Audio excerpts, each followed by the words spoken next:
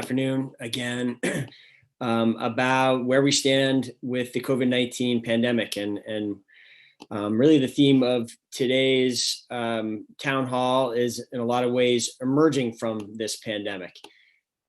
We have a number of guests that will be part of this discussion who I'll introduce in a moment. But wanted to start with having Dr. Stephen Leffler join me here on the screen. And I see Dr. Leffler is with us. Hello, Dr. Leffler. Dr. Leffler and I have talked many times about the pandemic since March of 2020. And I think our conversations actually got going in February, private conversations, but we've had many public conversations. And we generally like to look at the numbers to try to convey a sense of where we are. And let's start with that again here. Dr. Leffler, of course, is the president and chief operating officer of UVM Medical Center, and which has played such a large role in the region's response to COVID since this began. And this is a dashboard image that we have looked at many times since over time. It really conveys well what is going on. And I think the trend there is pretty unmistakable that since early April, we have been on a steady downward decline in the number of new infections that we are seeing in Chittenden County. This slide is from yesterday. I can tell you that today's we had another day of only 3 cases in the entire Chittenden County. So we're down to a 7-day average as of today of 5.1. This is down from I think our peak day there at the beginning of April was 106. Dr. Leffler, this is very good news, isn't it? Extremely positive. I mean, this shows the good work of Vermonters, and it shows the amazing power of the vaccines. So Vermont did a good job through the entire pandemic, thanks to, I've said this many times, coordination of our state leaders, our city leaders, our health department, our providers, and Vermonters all basically got on the same page. And so that kept a lot of Vermonters safe during the pandemic. And really you start to see in the spring as vaccine becomes available and Vermonters are getting vaccinated at a really good rate, the virus really starts to drop off. So very positive and very encouraging. On Thursday, for the first day since November, the medical center had no patients with COVID in the hospital. That lasted for Thursday, Friday, and Saturday. We had 3 days with no patients. We have 1 patient today, but we're in great shape for COVID. And so I can't wait to get back to zero, hopefully soon, but good news. This image also from the graph, from the dashboard, shows it's pretty interesting image to kind of toggle between those infections that we were just looking at and hospitalizations. I believe these are hospitalizations these are statewide hospitalizations. So this is showing just 11 in the entire state, 1 in the entire state in the ICU as of yesterday. And I think the interesting thing, if you could just toggle back for a moment, Samantha, to the last one, is if you're looking here, you can see there's a little bit of a spike in April, but not much of one. Whereas on the infections, April is when we had the highest recorded number of new infections in the whole pandemic. Certainly higher than February, whereas on the hospitalizations, you see a different story where the peak really was back in February. And we've more or less been on pretty much a decline since then. And that is also really a function of the vaccines, as I see it, Dr. Leffler, right? We know that the vaccines keep people out of the hospital. So if you look at COVID, it impacts typically older people and people with a lot of other health problems the worst. They're the ones who end up in the hospital most often in ICUs. And Vermont vaccinated the older population first. They vaccinated nursing home residents and older Vermonters. And so you can clearly see that they stopped getting infections and stopped requiring hospitalization. And while younger Vermonters were still catching COVID at a high rate in April because they hadn't had their turn to be vaccinated yet, they were not getting as sick. They were not ending up in the hospital at the same rate. Some were, but not at the same rate. and we're not ending up in our ICUs at the same rate. Now that we're getting our younger Vermonters vaccinated as well, that's why you're seeing such amazing numbers, like 3 cases in all in Chittenden County. We will wrap up this data discussion shortly, and we really want to get quickly to your questions and introduce our other guests. But let's go back to this. We've shown you what the history has been. This is a little bit of a look into the future, and is a reason why we have some confidence that these very encouraging trends are going to continue for at least the near future, this is the readings that we are getting at our wastewater plants, which are something of a leading indicator of where the infections and the hospitalizations are going, in that we pick up signs of COVID in the wastewater very early, and you can see that all signs in all 3 of our plants continue to point downward quite steeply. And usually it's Brian Lowe who points this out in our presentations, but this is on a logarithmic scale. So this is exponential decline that has been happening in the amount of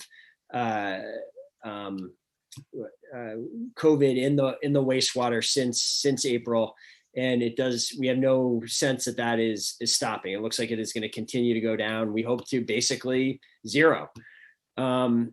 The final graph we want to point out here is just where one of the main drivers of these positive trends, which are the vaccination rates. Vermont is leading the nation by many measures in terms of how the access to vaccines, the number of people getting vaccinated. Chittenden County is basically leading Vermont on that front. And you can see here by age group, the percentage of people that at least have 1 dose, this is not often discussed thing, but the first dose is the most important dose. It's like, we want you to get the second dose too, but the first dose is very significant. This shows that really, but for the 18 to 29 age band, 80% or more of the other age bands, or 16 and 17-year-olds have just recently become eligible. They're only at 72%, but we're doing really well in all these other age bands. Anything else, and this really bodes well for where we're headed. And it hasn't stopped yet. I mean, when you look at, we continue to have very substantial new people coming in every day, and we're changing our vaccination strategies to make it even easier for people who have not been vaccinated yet to access it. And we were trying to make it essentially spontaneous. We're going to have sites at North Beach and Church Street later this week, where people will be able to just spontaneously go in and get vaccinated with the J&J 1-shot vaccine if they have not already. Any reflections on this, Dr. Leffler? Couldn't have said it better. I mean, this graph makes me so happy. I mean, when you look at these numbers, over 90% of our older Vermonters chose to be vaccinated. They're safe now. Their risk of infection is less than 1 in 2,000. The risk of getting very sick and ending up in the hospital is maybe 1 in 15 or 20,000 or lower. And it's so encouraging to see, all the way down to our 30-year-olds are getting vaccinated at a very high rate. Now we have to figure out how to get out there and get our 18 to 29-year-olds to understand this. They still could get sick from this. They still can end up in the hospital. And it's really important to have them get vaccinated. So I love the outreach programs. Single dose makes a lot of sense. This is great news. Sorry, Samantha, I do want to just put the one area of continuing concern that a lot of people are working very hard on, and we are making progress on, but we aren't where we want to get to at this moment, is in the right side of this graph, which shows that there continue to be substantial disparities by race in the percentage of Vermonters vaccinated. I believe that is a statewide figure there, with about 53% of Black or African American Vermonters having received a vaccine versus almost 70% for the white population, or 68%. My understanding is I think these are the statewide figures. I think we are doing a little bit better in Chittenden County, where there have been a lot of very proactive efforts made to try to close that gap, but the gap still exists and is going to continue to be a focus. There will continue to be BIPOC clinics on Saturdays throughout the next couple of months into July, I believe, for BIPOC Chittenden County residents or BIPOC Vermonters to get vaccinated, and there are other strategies continuing as well. So with that, and happy to answer more questions on that. And that's what we're trying to get to quickly. I think this format works best when we are taking people's questions. I'd like to invite now 3 guests to turn on their cameras and join the conversation. We have Tracy Schamberger, who is the Director of Public Relations and Business Development at AgeWell. Aaron, I'm sorry if I don't get this pronunciation quite right, Aaron Relke, the Director of Care and Service Coordination, also at AgeWell, and David Reveal, the Communications Director at AARP. AgeWell and AARP are great partners to the city and the community in many areas, and have really stepped up substantially during this emergency, and in a variety of ways help ensure that we were doing right by older Chittenden County residents and Burlingtonians during this this entire incredible more than year-long emergency. So Aaron, Dave, Tracy, welcome. Thanks, Mario. Happy to be here. So is there, Tracy, do you want to say a little bit just about, I just think it's such a remarkable story, what you've done to help get vaccines and other services to homebound seniors during this emergency. How is that going right now? Thank you, Mayor Weinberger. It's a pleasure to be here. We appreciate your including us as we continue to serve older Vermonters. I think I'm probably going to have Aaron talk a little bit about the process, if in fact people have questions about the process, but from our perspective, it's gone incredibly smoothly. We have received, as you can imagine, largely in part to being able to be included in forums such as this. People know that the AgeWell helpline is a tremendous resource to them, and you do not have to be 60 years old to call the helpline. So although AgeWell primarily serves older Vermonters and those Vermonters with a disability under the age of 60, we are also wanting very much to make sure that we're reaching out to families, that we serve caregivers and people in the community that just have questions. So the process has been incredibly smooth, largely in part to our incredible staff who have worked with many of our community partners to make sure that when people call, whether they're homebound or they have concerns about transportation or they have concerns about the vaccine or getting registered, particularly people that are not online. So for those of people who call in, and I always like to say, call our helpline. And I have to say it because I feel like for those people that are on the line, our helpline number is 1-800-642-5119. And we always like to say there's no wrong door. Just call if you have a question about yourself or someone that you are caring for, and we can help you with vaccination registration, transportation, getting a volunteer, lots of things. So from the perspective about how it's rolled out in terms of, I think it's gone really well. People have specific questions. I know Aaron's really well versed on maybe some new process and procedures and how we get particularly homebound older Vermonters vaccinated. Great, thank you, Tracy. Aaron, did you want to share a little bit more on that, or? Sure. Yeah, I can just share briefly. I agree with Tracy. I think it's gone remarkably well. I think we've seen a very large number, and you showed the statistics, so our numbers reflect that too. Huge proportion of older Vermonters, especially in Chittenden County, have been able to receive the vaccine. It's really, I think, slowed down for us in terms of calls on the helpline related to vaccinations because of that high percentage, which is great. Our care and service coordinators are reaching out to clients ongoing individually as well. We have a large team of community health workers and care and service coordinators in Chittenden County who are in touch with some of our more vulnerable older adults in this area.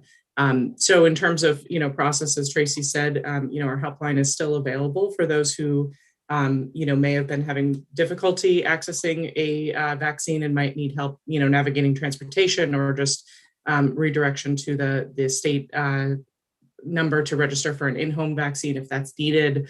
But they're always available to answer any questions about the process as well. Great. So let's, for another 45 minutes here, if there's interest, we can answer questions. And people I see have started to find the Q&A function, which we'll try to work our way through and be answer all the questions that pop up there. And we got 3 there, so we'll get to that in a sec. I just, we have Samantha is helping us pull off this presentation. Are we also monitoring comments on Facebook Live, Samantha? Is that another way that people can get their questions asked, or is there any other way? We are monitoring on Facebook Live.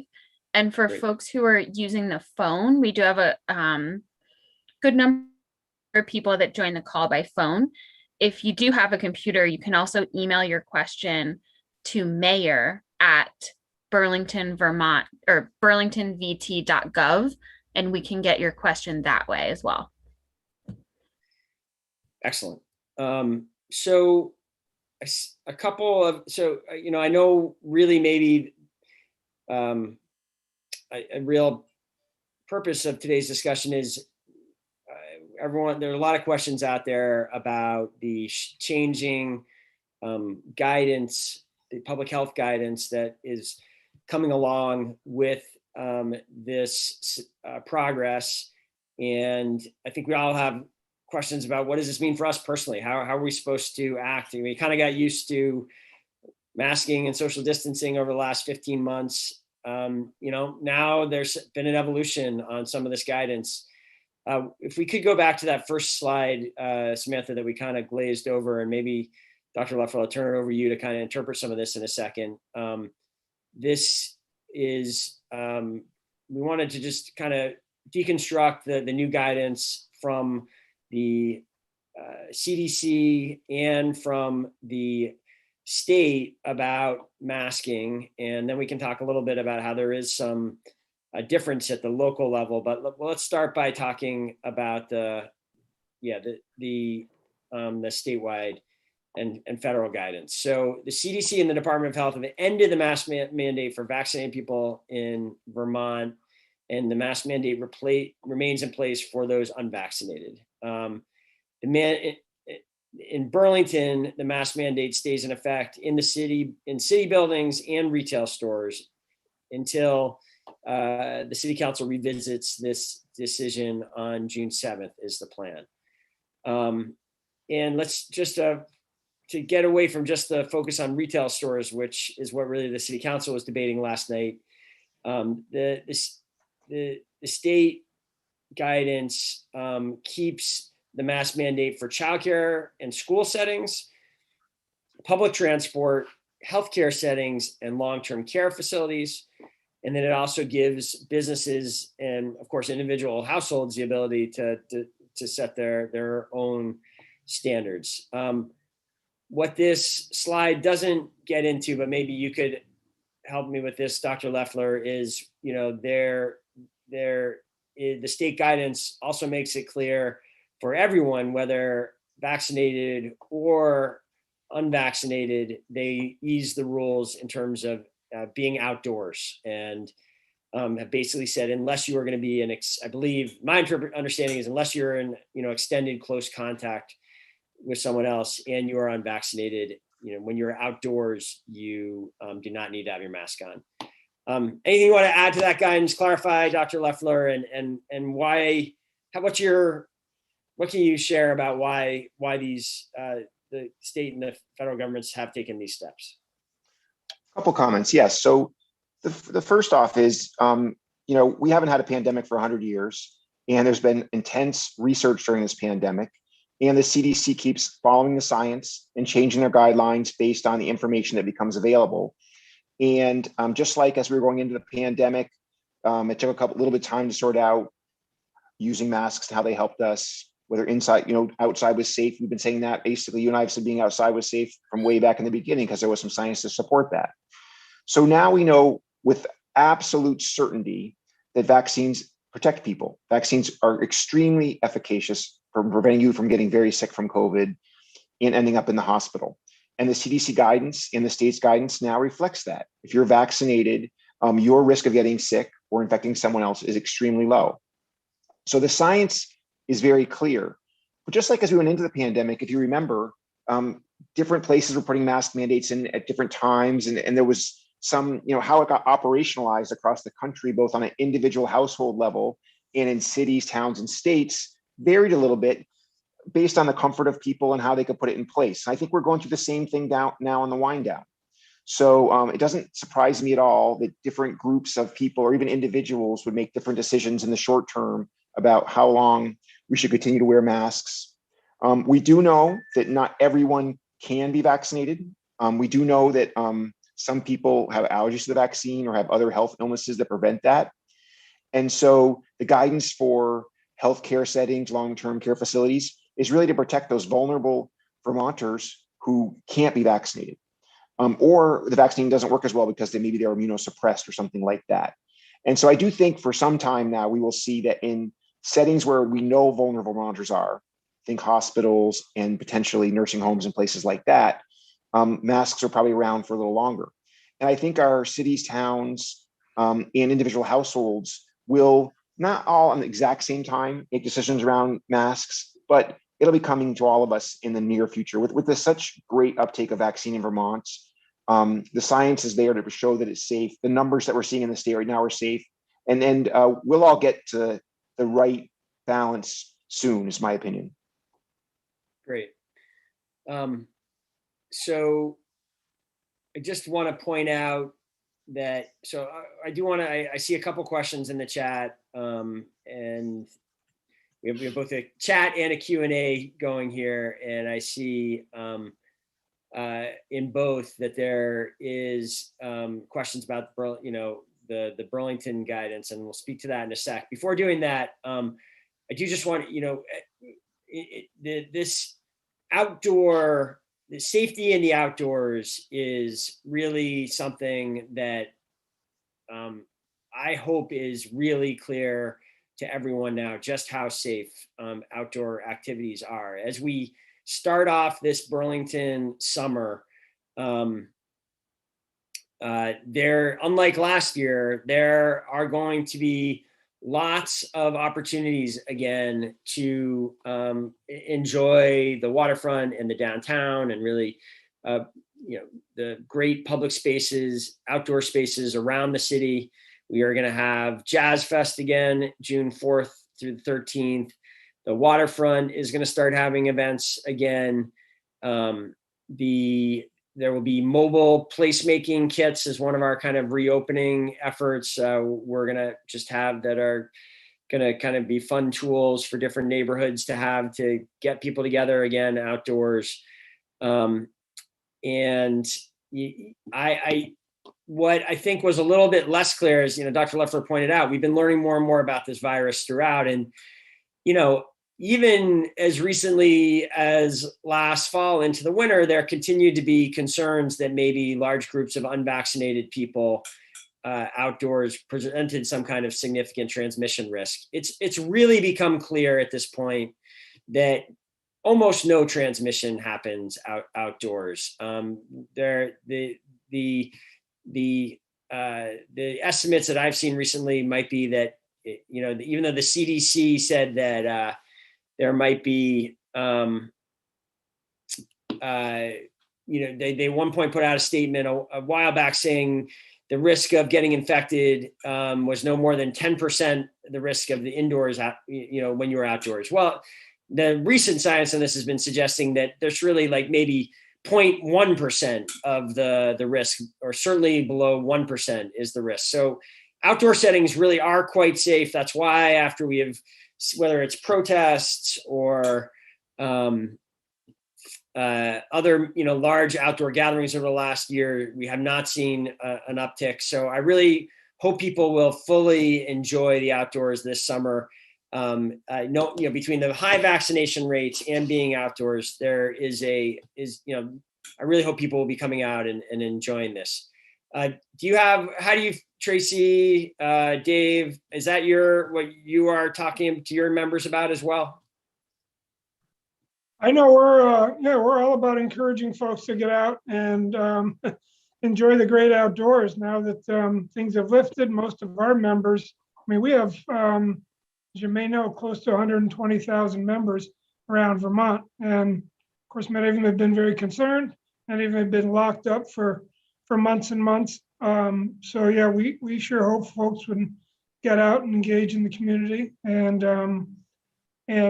certainly we have a number of ways they could get involved in volunteering or activities to indulge in. So we're very much pleased to see things trending out and emerging from what's been a difficult year. Great. I think we would echo exactly what Dave said. We've really just followed the guidance of the CDC and the Vermont Department of Health, and we've aligned the services that we offer to older Vermonters with that guidance. We follow, Dr. Leffler, Dr. Levine, people that are advising us as to how much or how little to turn the spigot. And I think we've been conservative, but it's been worth it to do it that way. Great. Okay, so let's dig in a little bit to this issue of the week. I know there's, we had this debate at the city council last night, and I've seen a fair amount, I know there's some media around this and some social media discussion. Last night, I had recommended, the administration team had recommended that we follow the guidance, basically do the same thing at the local level, where we have had a mask mandate for almost a year, almost exactly a year. I and my team kind of recommended that we make the adjustment to that policy that the state and federal governments have made, that CDC has made, and that Governor Scott and Dr. Levine put forth, that would say, for vaccinated people, you are no longer required to wear a mask when you are in retail areas or in public buildings. And the council, after a short discussion, decided, really not to decide on this issue for 3 weeks. They postponed the action until June 7th. And the reason, and I see one of the people in the chat has said, what's wrong with that? If that can, vaccination rates are getting higher, and that's great. But if there's a chance to stop even one infection, what's the harm in waiting? And and there's a similar sentiment expressed somewhere else, and I get that, and I certainly understand why at individual levels and even business organization levels, people might continue to have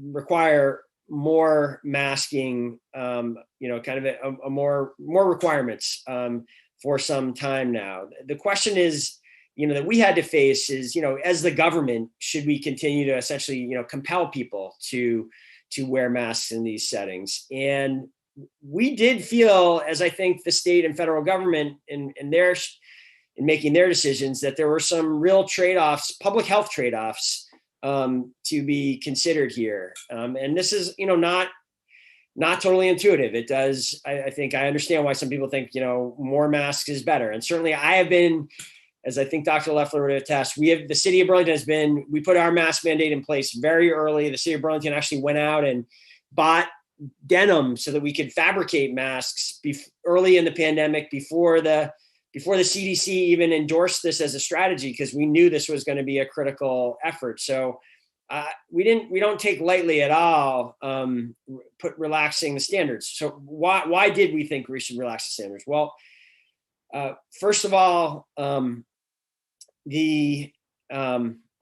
there is, I think, a value in consistency between different levels of government, and we are concerned about some confusion and forcing businesses to requiring businesses to enforce when other levels of government have a different are saying something different. It's definitely, I think, a challenging place to put shopkeepers in Burlington in to continue to require that.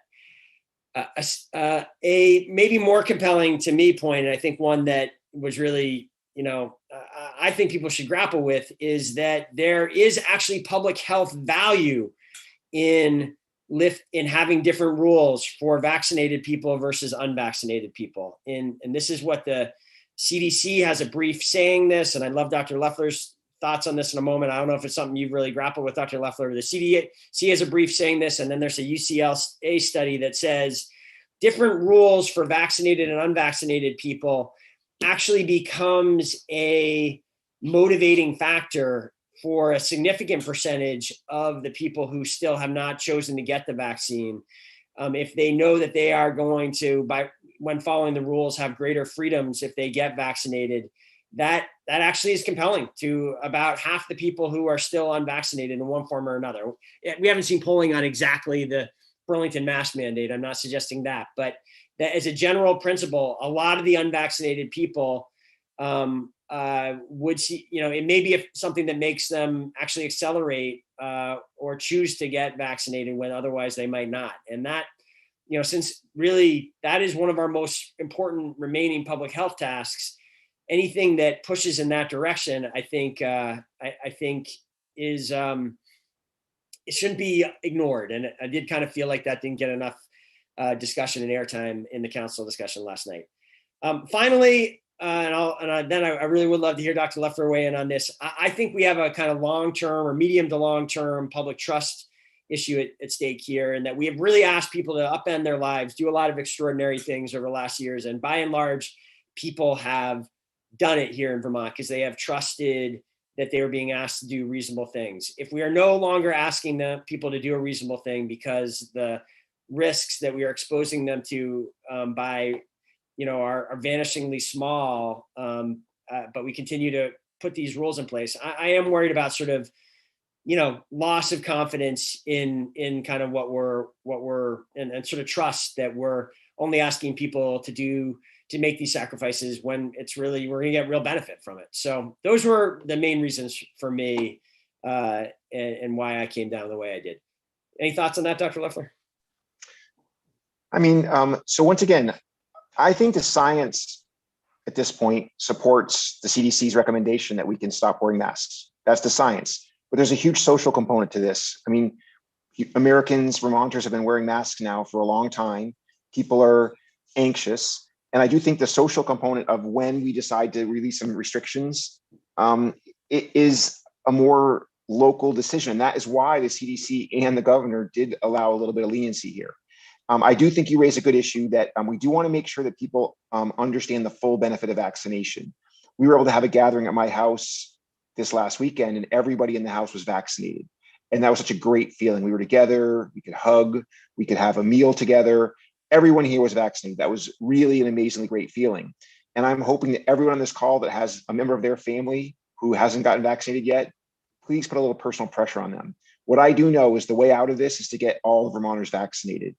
And I also think that these slight inconsistencies we see in decisions about when to have places or businesses not wear masks is very short term at this point. And I'm very confident that we will all be not wearing masks in Vermont in the near future. So I I think, like I said, I think it's a social issue at this point, and it's people getting comfortable with trying to get back to normal. But it's been a long time. I know many people, including me. I haven't been in a restaurant for a long time to eat a meal. We're starting to do that again. Getting together in large groups. Someone told me just yesterday they were in a group of 100 people outside, and it was a weird feeling. Like, wow, I haven't done that in a long time. So I'm not surprised that different individuals, families, or cities make different decisions. I am a big believer in being as consistent as we can, but I think we just have to give people a little time here to adjust to getting back to the things that we love to do. And we said that many times. I remember in January, we talked the very first time people got vaccinated. And I said, this is our path out. By summer, we could really have everyone together and not wearing masks all the time. And we're there. I mean, it's really fantastic, amazing news. It's amazing science that we can get vaccinated so quickly. It's amazing good work on Vermont to be at the highest in the country for being vaccinated. And we'll get everyone where we need to be really soon. Tracy, do you want to kind of weigh in on this in any way, or share your advice for people who are feeling anxious about getting back to normal? And, not just speaking about you don't have to weigh in on the Burlington mask mandate exactly, but I hear that a lot too, about anxiety about kind of restarting activities. What is your advice to the population you're working with? Well, it's a bit of a double-edged sword. I mean, we want everybody to get vaccinated, but if we look at the Vermont Department of Health statistics, the age group that we serve is doing incredibly well. When we pull up the data, I mean, over 90% of people, we want to get to 100. Of course, we want to get to 100. And we are working hard at AgeWell to make sure that we're reaching our clients, their families, their caregivers, people in the community, to spread the word. I do think there's an opportunity still, as you mentioned, Mayor Weinberger, with reaching out to more diverse populations. In particular, as we see and we look at age, people, and still the numbers are good. I mean, 80% is pretty good, but I agree with Dr. Leffler. A little personal push will go a long way. But we want to make sure, our clients, people that have really been sheltering at home for a long time, the most vulnerable population of older adults, wants to get back out, and they want to see each other. They're lonely. They feel socially isolated. And so the sooner that everybody gets vaccinated, the better. We are working hard to make sure we're spreading that message, and we will continue to do that until we see that number at 100. That'll make us really happy. Awesome. So I'm going to try to answer turn to some of the other, questions in the chat. And I don't know, Samantha, if it's possible for you to pull up our full dashboard as we, a couple of the questions that have come in, I think we could answer in part through the dashboard. While you're doing that, let me answer Mark's question. Old friend, Mark, good to see you. Thanks for tuning in. He asks, what is the strategy for the city of Burlington to fully open up city offices again? And, we are, which, is something great question. We have definitely had impacted city buildings from very early on in the pandemic. To this day, City Hall is largely closed. You should be able to, at this point, all city services, one way or another, should be available to you, although perhaps not always in like the traditional way of just being able to walk right into a physical space and immediately get into the city records or what have you. There are definitely areas that need to be done by appointment and that are in a constrained manner. We are trying to roll out over the course of June and July. You will see any city buildings and services that are not fully open will be restored. We see a significant moment at the beginning of June, and then hopefully basically something close to normal operations, full normal operations by July, when the governor has projected that all COVID restrictions are going to be lifted. one just thing people, that's a little bit slowing, that is a little bit of an issue in City Hall, is we have tried to use this hiatus to get done a bunch of capital work within City Hall that needed to get done. And so we're kind of doing that. There's a bunch of work that is just being finished up now, and that should be done by June 1st. And that will help us get reopened there as well. He asked also, Mark's question is also asking about city policy after June 7th. I think he might be, I do think the city council will take up again some of the masking rules in businesses at June 7th. And there's a good chance that they will be altered at that time, but there's nothing certain about that. So great. Thanks, Samantha, for bringing this up. Can you get us to there's a page that shows the vaccination by age group and the sort of trend lines on that? Because Barbara has asked what's happening with the 18 to 30-year-olds, and why are under 18-year-olds actually doing better? If you go to the COVID-19 impacts Explorer, I think if you click on that, it'll bring this up. And if you scroll down, vaccines in Chittenden County. Let's see what comes up here. So there you go. That's what I was looking for. If you can try to hone in on that image on the right, you can really, this is kind of a cool image that shows through, I think this will be updated again today or tomorrow. I think it comes out weekly, but you can see the number. If you can make a little larger, Samantha, that image that shows, that one,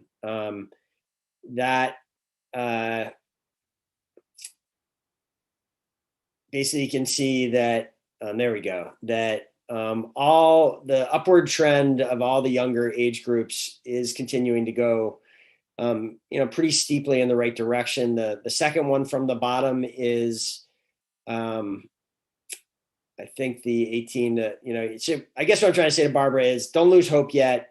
People in these younger age categories are still getting vaccinated at a fairly brisk clip.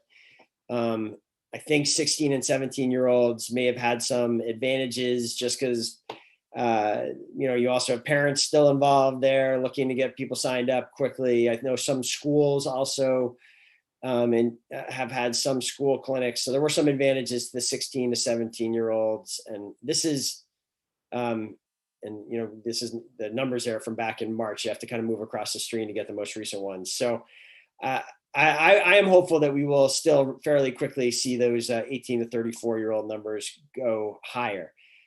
Barbara further asks, is the city encouraging UVM to require vaccinations in order to register for summer school or the fall semester? I know many universities, including UVM, are considering requirements for the fall. And in fact, I think Middlebury has announced that they will require it. There's been some legal reasons and reasons not to require it up until now. I think maybe even more important, some behavioral reasons not to require it up until now, in that some people respond better, when it's a voluntarily choice as opposed to a requirement. I do think there's a good chance, I think in a range of areas, I won't say exactly what's going to happen at UVM, but I think you're going to see a lot more employer and institution requirements start to go into place later on, if and when we really see vaccinations taper off kind of permanently, and there's no hope of people getting there voluntarily. I think you'll see some changes there. Does that make sense to you, Dr. Loeffler, as a policy that you kind of encourage people to do it voluntarily first before you put requirements in place? Absolutely. I mean, the first thing to remember is the vaccine is proven safe. Hundreds of millions of doses have been given, but it still is under emergency order. And so it's hard to require things that haven't had full FDA approval yet. And so you got to be a little cautious about that. And I do think for different places, once again, in the hospital, there are people in the hospital who are very sick, who can't be vaccinated or who have issues. So I think we'll likely be masking for a while, even though the hospital is about 90% plus vaccinated for our staff. For other public institutions, there's a balance. And I think some of the things we're talking about, making it better to be vaccinated, not having to wear masks, having some opportunities to do things will be one of the ways we get some of the people who are reluctant to do it. I also think that, and I think I really commend you for some of the efforts now. I think our 18 to 30-year-olds, oftentimes they're busy, they have a lot going on. So bringing the vaccine to them, making it easy, getting them Johnson & Johnson where they're at, North Beach, downtown, Church Street, things like that for single dose vaccine. That's how we'll get big numbers of those people vaccinated. A lot of them have young families and they're working hard. And so I think that if they have easy access to the vaccine and can get it when it's really convenient for them, that's how we'll drive those numbers up. 16 and 17-year-olds are still at home. Their parents drive them to the vaccine site or, put some rules and regs around it. But our young adults oftentimes, as I remember, are very busy with little kids at home and quite busy. So let's get ways to get them vaccinated. Let's not be mad at them. Let's get it how we can figure out how to get them vaccinated. So we're doing exactly that. Yep. And I think it's awesome. We after we've been in conversation for some time with the state about this, it became clear that there was going to be a moment where we were going to go from this sort of vaccine scarcity situation to one where there's really quite a bit of vaccine around, and we're going to need to kind of shift gears to really improving access. And so there will be, we actually have some posts up on social media right now that both at North Beach and on Church Street at the latter part of this week, I believe on both Thursday and Friday. And I don't know if we can confirm that, Samantha. I don't have that quite committed to memory, but Thursday and Friday, there will be walk-up spontaneous vaccination clinics, resources literally on Church Street and at North Beach. These will be the Johnson & Johnson one and done vaccine that requires, considerably less coordination. You don't have to worry about scheduling a second appointment and coming back.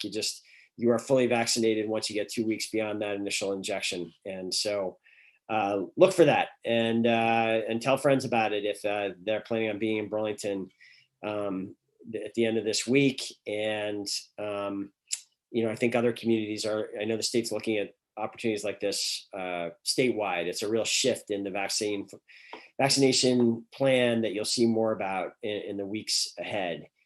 There was another question in the chat about interesting question. Basically the question is from Facebook, is our testing down and that causes lower positives, or is there really less virus in the community? And I don't know if it's worth trying to pull it back up, but I think we do have on the dashboard an image that shows week by week the number of people getting tested. And we are certainly not at the peak we were earlier in the pandemic when, there was a lot where there was a lot of where people hadn't been vaccinated yet, where there was a mandate in place that when you come back from being out of state, you have to get tested after quarantining for 7 days. When, just when the box it in strategy was sort of at its peak, we definitely saw more tests. But we continue to have daily testing resources available by the thousands of tests are available every day here in Chittenden County. There continues to be this facility on Pine Street that you can just walk into. And this, thanks, Samantha, this shows that we continue to have, so there's been a little bit of an erosion since the peak back in March, but you can see there that on average, there continue to be something like 5,000 people a day tested. Is that a statewide average, or is that on the left there? Can you now scroll back up just a little bit, Samantha? So those, I guess I can't quite tell if that's just Chittenden County or if that's full statewide numbers, but I think the trends have been fairly consistent, that we have pretty, a lot of people getting tested. So well, there may be a kind of a little bit of a function of less people getting tested, so we're finding less of them.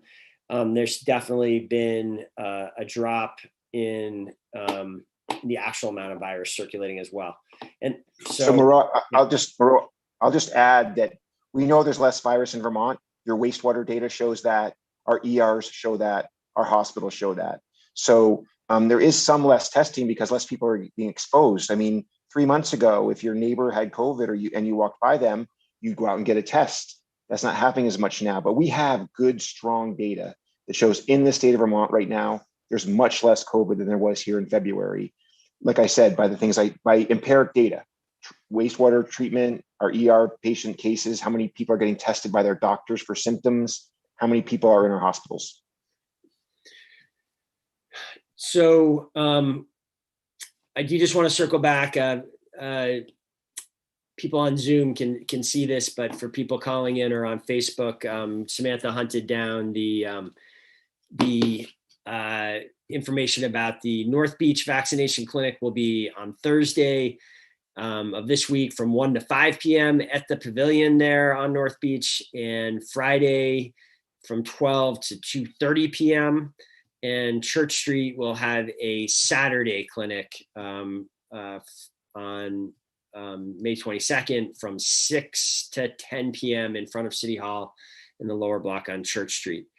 I think we have time for maybe one last question, and it's a good one, and then we'll just go to the panelists for final thoughts. Glenn McCrae asks, I think I said we're hoping to see the wastewater go to zero.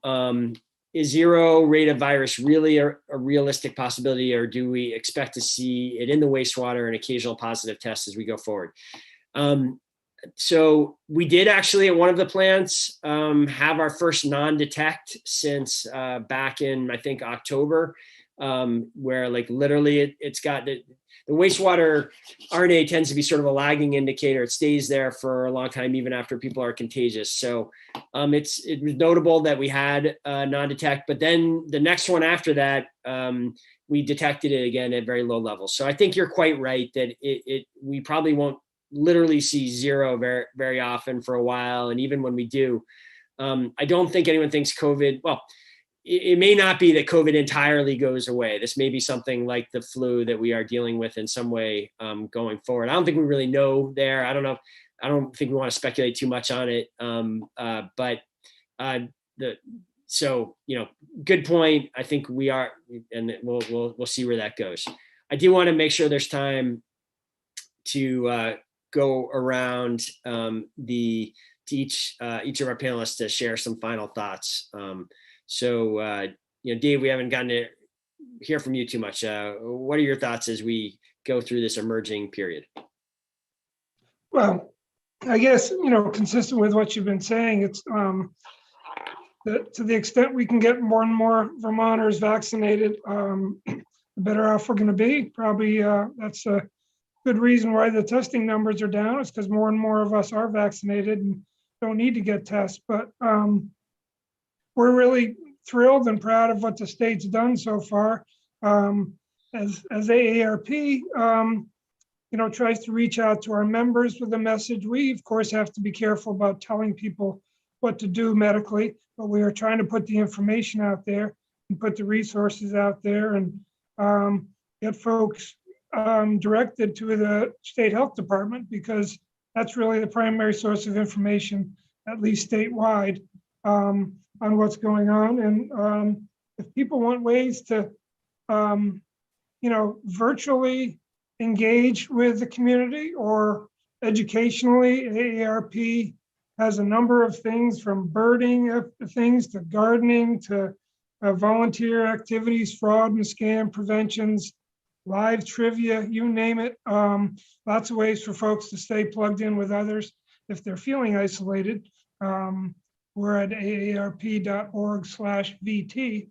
And so anyway, we, as I said before, we encourage folks to get out, engage, be with the family, be with the community, and encourage others to get the shot. Great. Thank you, Dave. Erin, go to you. I just wanted to reflect on, I think a comment that Dr. Leffler was making about, just the relief in being able to spend time with family members and be physically close to people. And I think, so many of our older adults in our community have been socially isolated even prior to the pandemic. And this has really caused an even deeper level of social isolation that, can have so many negative health effects. And it's so clear that, continuing vaccinations is the clear path to reducing that and allowing us to be more connected. And I think, we're just continuing to promote that and to help break down any barriers that folks are still experiencing with getting a vaccination, which I think, as we've seen, has been really positive and successful. But, if there are any concerns with how to get a vaccine or any of those barriers like accessing transportation or in-home vaccinations, that there are, so many resources out there to help. And we're just really encouraging everyone who can be vaccinated to be vaccinated. So. Awesome. Tracy, anything you want to add to that? I think Erin did a great job, and the other thing I want to say is it may not be necessarily even vaccines. If people are experiencing social isolation, which we know many of them are, we still want people to call, even if it doesn't have anything to do with a vaccine. And we may be able to get a volunteer to help you or introduce you to a program or something. We work with AARP, we promote their programs. There's all sorts of things that we can recommend to help people as things start to open up. So even if you're at home, we can have a volunteer come and visit you at home. So thank you very much for including us today. We appreciate it. No, I really appreciate Tracy, all three of you, Dave, Tracy, Erin, thanks for being part of this. And more so, thank you for the incredible services that you've provided the community during this remarkably challenging period. Dr. Leffler, this is, I'm not ready to say this is our last time we're going to talk about this, but it is too soon to say that, but it's such a different place than we've been at other times we've talked. Any closing thoughts from you about emerging from this period? I'm so proud of Vermont and Vermonters. From the first day of this pandemic, all Vermonters got behind the efforts to keep each other and our neighbors safe. We have one of the lowest death rates in the country, and I don't minimize that people in Vermont did die from this virus, but the good work of Vermonters kept so many of us safe. We maintained hospital capacity throughout the entire pandemic, which wasn't the same in every state. When vaccines came, in general, Vermonters signed up and gotten vaccinated, the best in the country. And I know we'll get our 18 to 30-year-olds vaccinated because we're doing the right steps to help them. And so it was a hard 15 months, but we're coming out the other side. There's so much to be thankful for, so much to be optimistic about. And so I want to thank everyone that's listening. And I want to, also say, I can't wait to see you walking on Church Street. And I can't wait to see all the things like the fireworks and all the things that we really love about Vermont are mostly going to be back this summer. So I can't wait. Well, that's well said, Dr. Leffler. I'm really looking forward to all of those events as well, and I hope people, I hope you will feel that the mayor has invited everyone on, all the panelists and everyone listening to this, to come down and be part of Jazz Fest, be part of Juneteenth, which is going to be a first of its type in Burlington. City hosted really major celebration for the first time here this year, and later in the summer we will have Festival of Fools and and more. So I do hope that people will consider joining us. This is not the end. There are people who still are at risk. Anyone who has not been vaccinated yet, I hope you do leave today. If you were listening to this discussion, a little bit more inclined to go do that and maybe join us at one of these pop-up sites happening in the days ahead. We have one final question that I think is a really good question for the future that goes beyond just the remaining weeks of this pandemic. The Vermont Racial Justice Alliance is with us and asks, said, can I discuss some of the new mitigation strategies that the city will be taking given the disparities produced by systemic racism and laid bare by COVID-19 across all social determinants? And that is something I very much believe in, and that the city actually formally declared racism a public health emergency a year ago. That emergency does not end, will not end with the end of this pandemic. I think state government may be on the verge of taking a similar step. COVID has opened our eyes, I think, collectively to how different people's health outcomes are as a result of their race to just an unacceptable degree here in America. It just really belies the ideals of equal opportunity and for all, that we see these kind of disparities. The causes are multifold, and as the question suggests, do span across all social determinants of health, which aren't just about healthcare. It isn't just about access to medicine. We have issues there, as Dr. Leffler is quite eloquent on, but we also have issues that drive health outcomes, disparities within housing, within economic opportunity, within education and childcare. And we are out of time for this town hall, but it will be the product of many future public discussions and town halls and a summit this summer. The Mayor's Housing Summit this summer is going to focus on decreasing the disparities in Black home ownership as one of the interventions among many that we need to do going forward. So I hope, this has been such a devastating 15 months. It has been so disruptive. There has been so much loss of life and loss of and economic losses as well over the last 15 months.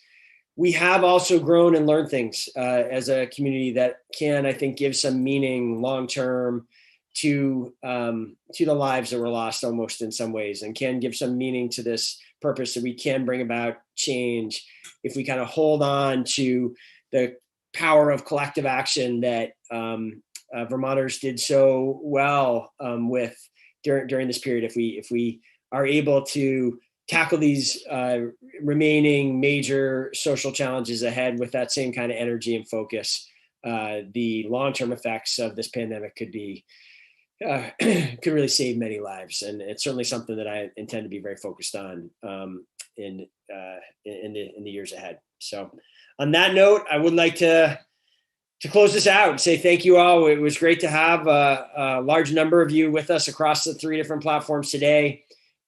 If you haven't gotten enough of these discussions, I believe Dr. Leffler has joined me again for tomorrow's briefing at 2:00, where we will talk more about COVID. And I also will be having a coffee tomorrow morning at 8 a.m. By Zoom, where we're going to be focused on the budget, and you're invited to join us there. Go to the Mayor's Facebook page or webpage for more information on those events. Thanks, everyone. We hope to see you again soon. Take care, everyone.